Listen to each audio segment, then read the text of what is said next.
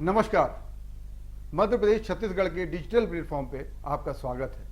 मध्य प्रदेश में इस समय नगरीय निकाय चुनाव हो चुके हैं। कई जगह कह सकते हैं कि महापौरों ने शपथ भी ले ली है, कई जगह महापौर शपथ लेंगे भी, और कई जगह जो है नगर निगम के अध्यक्षों का सभापति का चुनाव भी होना है। उसके चलते बाड़ेबंदी की बात खूब आ रही है। ग्वालियर में इस समय बाड़ेबंदी की बात आ रही है। हमारे पीछे जो एक बस देख रहे हैं ना, वो बस जो है, ये बस जो है आपको, ये बाड़ेबंदी की बस है। इस बस में ग्वालियर के जो पार्षद हैं उनको कहीं ना कहीं ले जाया गया है। कहा जा रहा है कि इनको दिल्ली लाया गया है और दिल्ली लाकर इनको साथ में रखा जाएगा ताकि ये छिटकने ना पाए, पार्टी के साथ ही बने रहे। इस पूरी जानकारी के लिए हमारे साथ जो संतोष, हमारे ग्वालियर के संवाददाता हैं, उनसे भी बातचीत कर लेते हैं। वो भी हमारे साथ लाइन पे हैं। संतोष, आप बताएं कि ये क्या कुछ है पूरा बाड़ेबंदी का मामला।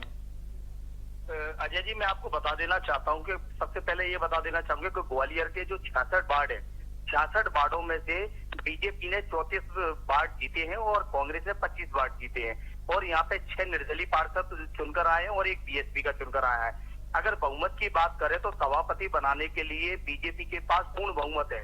हालांकि बीजेपी ने कांग्रेस की सीट गंवाई है, लेकिन उसके पास सभापति बनाने के लिए पूर्ण बहुमत है।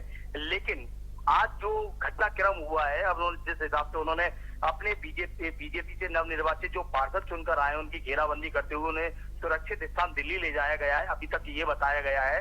तो कहीं ना कहीं बीजेपी को इस बात का डर है, उन्हें अपने पार्षदों पर भरोसा नहीं है, उनको डर है कहीं ना कहीं जो पार्षद है वो क्रॉस वोटिंग हो सकती है, कहीं ना कहीं कांग्रेस के खेमे में जाते हैं। और लगातार जब कांग्रेस जो जीतते उत्साहित है, उन्होंने अपनी महापौर सीट पर कब्जा किया है। अब उनका दावा है कि सभापति भी हम बनाइए। हालांकि वो संख्या में काफी कम है।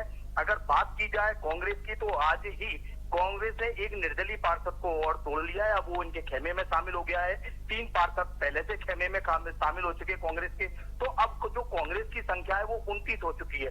तो कांग्रेस का अभी भी ये दावा है कि एक निर्दलीय और बीएसपी जो पार्षद है वो भी उनके संपर्क में। इसके अलावा बीजेपी के कुछ पार्षद है जो उनके संपर्क में है और समय आने पर वो हमारे पक्ष में मतदान करेंगे और सभापति कांग्रेस बनाएगी। जी अजय जी। संतोष जी, ये बताओ आपकी ये सभापति के लिए क्या गणित होगा? माने यदि टोटल पार्षद हैं तो कितने पार्षद सभापति के लिए जरूरी हैं? देखिए, जैसे कि मैंने आपको बताया कि ग्वालियर के 66 वार्ड है तो 34 पार्षद होना जरूरी है और 34 पार्षद बीजेपी के पास है। लेकिन बीजेपी को कहीं ना कहीं डर सता रहा है कि क्रॉस वोटिंग हो सकती है। क्योंकि अगर आपने देखा हो, जब बीजेपी ने टिकट वितरण किया था, टिकट वितरण के दौरान ही बीजेपी से बगावत करके तो जो बीजेपी के कार्यकर्ता थे वो चुनाव जीते हैं। अब वो बागी हैं और वही बागी कार्यकर्ता जिन्होंने बीजेपी ने जिनको निष्कासित कर दिया है। बीजेपी ने प्रलोभन भी ये दिया था कि अब आप जीत चुके हैं तो बीजेपी में आपकी वापसी हो सकती है, आपको स्वागत के द्वार खुले हुए। लेकिन ऐसे पार्षदों ने बीजेपी पे ना विश्वास जताते हुए कांग्रेस पे विश्वास जताया है।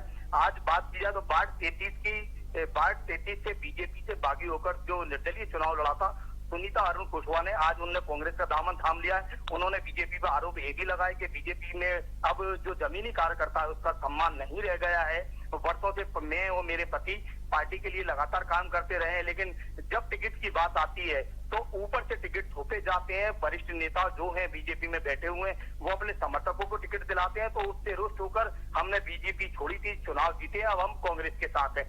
तो क्या लग रहा है संतोष जी, इसमें हम बीच में आपको रोकेंगे कि ये लोग जो जितने पार्षद हैं बीजेपी के जो दिल्ली गए हैं, जैसा आपने बताया, ये कब आएंगे और ग्वालियर में कब है सभापति का चुनाव? देखिए, मैं आपको बता देना चाहूंगा कि ग्वालियर में 5 अगस्त को सभापति का चुनाव होना है। इसके लिए जो ग्वालियर का महापौर कार्यालय जो परिषद भवन है वहां पर 11 बजे से सभापति के लिए चुनाव किया जाएगा। अगर बीजेपी के पार्षदों की बात की जाए तो सूत्रों से जो अभी जानकारी मिली है, अभी बीजेपी के पार्षद दिल्ली पहुंचे। दिल्ली पहुंचने के बाद केंद्रीय मंत्री ज्योतिरादित्य सिंधिया, नरेंद्र सिंह तोमर, प्रदेश अध्यक्ष वीडी शर्मा और ग्वालियर सांसद विवेक नारायण शेजवलकर और जिला अध्यक्ष कमल माखीजानी, इनके बहुत धन्यवाद संतोष जी, बहुत धन्यवाद, आपने पूरी जानकारी दी। देखिए, कहीं ना कहीं बाड़ेबंदी की बात आ रही। बाड़ेबंदी की इस बात है कि कहीं सवाल हो रहा है कि ग्वालियर में लंबे समय तक बीजेपी का महापौर रहा, परिषद उनकी रही, लेकिन इस बार महापौर कांग्रेस का है। अब बीजेपी कहीं ये चाहती है कि ठीक है महापौर कांग्रेस का जीत गया लेकिन परिषद हमारी रहे। इसके चलते कहीं ना कहीं ये बाड़ेबंदी है। पार्षदों को दिल्ली लाया गया है। 5 तारीख को चुनाव है। 5 तारीख को चुनाव में पता चल जाएगा कि आखिर परिषद बीजेपी की रहेगी कि कांग्रेस की रहेगी। ऐसी ही कुछ खबरें जानने के लिए आप लगातार हमारा डिजिटल प्लेटफॉर्म देखते रहिए।